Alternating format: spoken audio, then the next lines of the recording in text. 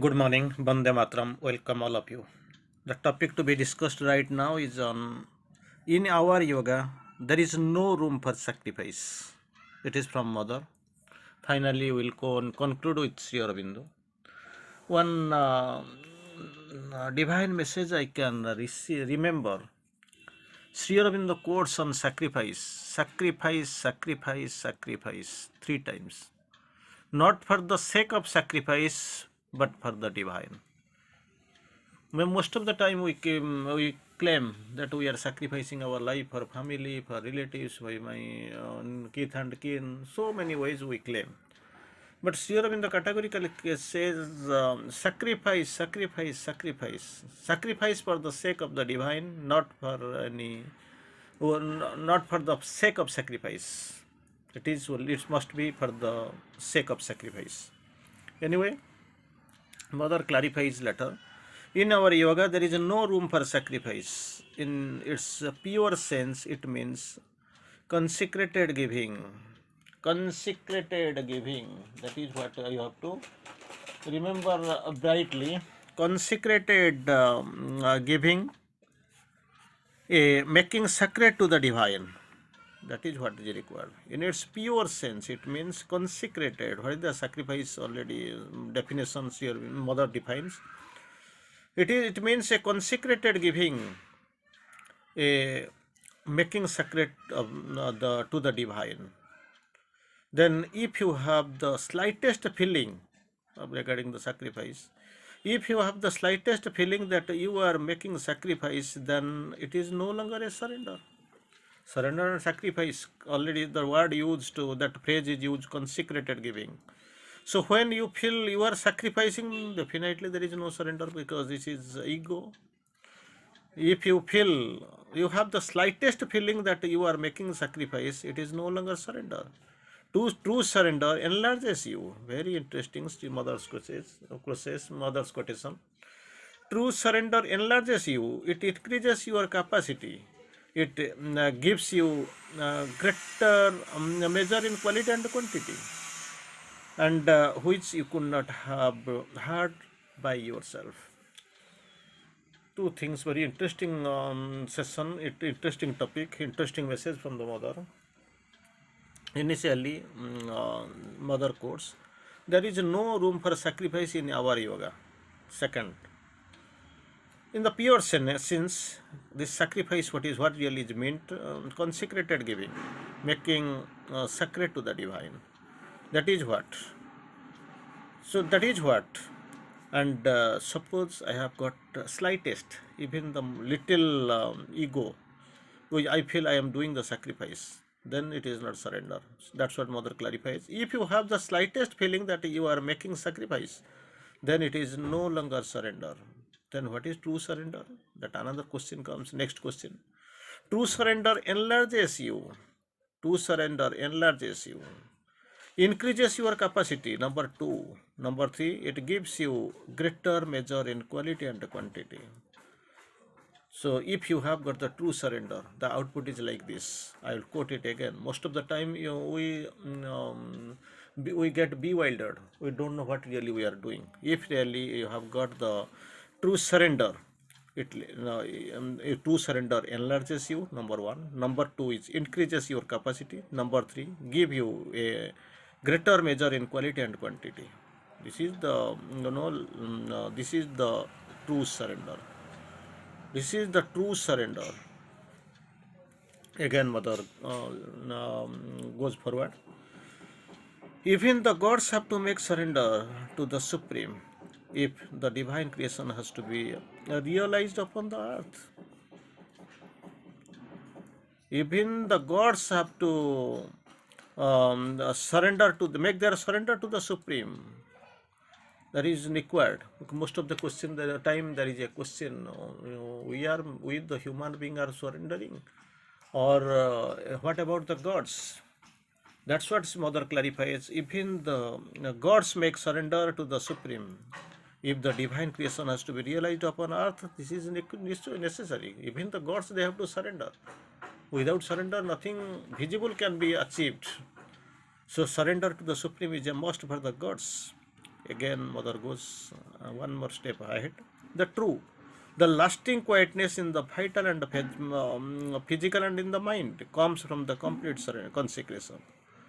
So most of the time we can find, so far in number of classes we have discussed that absolute surrender, complete surrender. Complete surrender is a must. To some extent somebody is surrendered, you can't know, you can't say how, what is that quantity, but something is there. But it is not enough. Initially, okay, somebody has come, you have got some relaxation, you have got some soft corner, but necessarily and absolute condition requirement is that complete surrender is to the divine, that is a must. So even mother clarifies the true, the lasting, quietness in the vital, physical as well as in the mind comes from a lasting quietness, comes from the complete surrender. For when you have no more call anything, not even yourself, yours, when everything, including your body, sensations, feelings, and the thoughts, belong to the divine, and the divine takes the entire responsibility of you, and you have nothing to more to worry about. You have to give everything, whatever you have, whatever you think, whatever you will, everything surrender unto the divine. That is what that give to the divine. That is what surrender. Here's your mother quotes. When you can no more call anything, not even yourself, yours, when everything, including your body, sensations, feelings, thoughts, belong to the divine. Everything belongs to the divine. I have kept nothing for me. Whatever you choose, that is acceptable, and that I accept, even death or life or death, whatever is there. Body, sensations, feelings, thoughts belongs to the divine. And when everything belongs to the divine, it has been consecrated. We are under her disposal. Then the divine takes care, entire responsibility of all. Because he has a surrender. The Supreme knows, the divine knows what to be done. The entire responsibility of all, and you are nothing more to worry about. You have nothing more to worry about, because you have been consecrated. Entirely you have given yourself to the Supreme. Very interesting topic. So this about this mother's message, true surrender enlarges you, increases your capacity, and gives you a greater measure of in quality and quantity. Next, we have recalled so far, the gods have to make surrender. Third, complete surrender to the divine. There is no other go. Everything, including your body, sensations, feeling, thoughts, everything, if it is consecrated, if it belongs to, all these are belonging to the divine, then the divine will take entire care, entire responsibility of you. Then there is no more any problem for you. And we have to go for the next steps to Sri Aurobindo. Sri Aurobindo, including the concluding discussion, we have to go to Sri Aurobindo. Sri Aurobindo quotes, the yoga accept the value of cosmic existence. This yoga, because in most of the time I have already, number of times I have quoted, this yoga accept the value of cosmic existence and holds it to be a reality. Cosmic existence and its reality, we accept.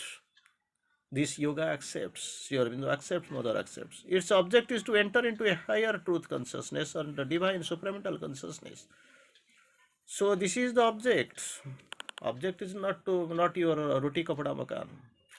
Object is totally different. Track is different. Guidance is different. Your purpose is different. Your goal is objects are different. What is the object? Its object is to enter into the higher truth consciousness or divine supramental consciousness, in which action and creation are expression not of the ignorance and the imperfections, but of the truth, light, and divine ananda. Everything centers around the divine. Everything, whatever you think, whatever you feel. I will quote it again. The object of this yoga, here Sri Aurobindo quotes this yoga, means it indicates this is integral yoga. Accept the value of cosmic existence. It is there, and it is a reality. So it's what is the object? The object of this yoga to enter into the higher truth consciousness. That is the object. I mean, or divine supramental consciousness. Divine supramental consciousness. This is the yoga, supramental yoga. Divine supramental consciousness in which action and creation are expression not of the ignorance or imperfections. This action, this expression, mostly coming from the ignorance and the imperfection, but of the truth of what? Truth, light, and the divine Ananda. Your thought, your creation, your action will reflect divine Ananda, truth, and the light. Nothing relates to this ignorance and the imperfection. Again, Sri Aurobindo quotes nicely, but for that, surrender of the mortal mind, life, and body to the higher consciousness is indispensable. There is no other go. There is no other go.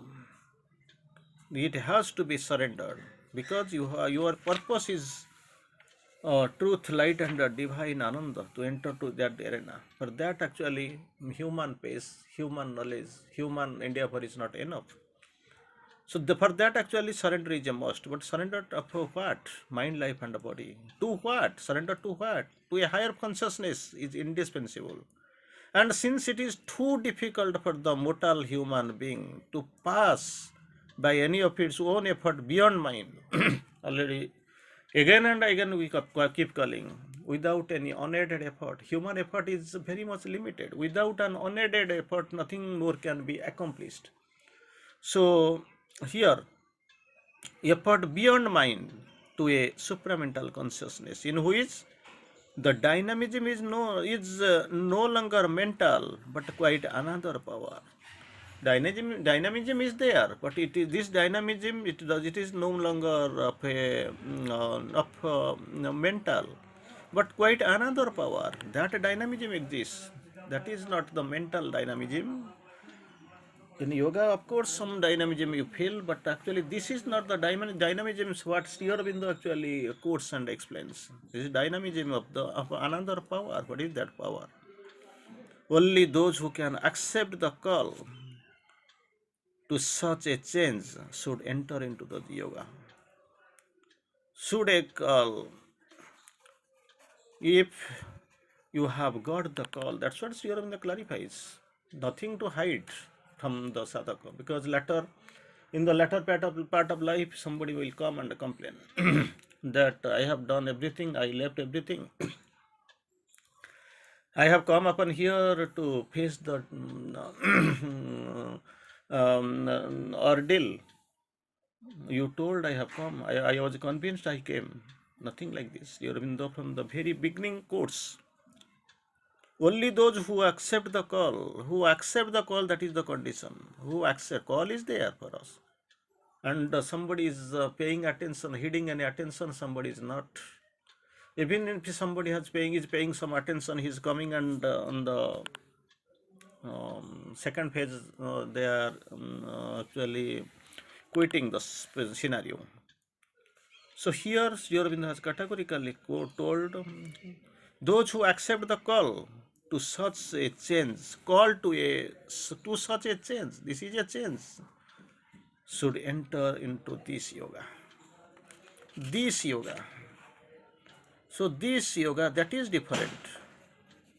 This yoga, this supramental yoga, Sri Aurobindo quotes, if you have got the call, you have received the call, accepted the call to such a change, you should enter into this yoga. Otherwise, no way.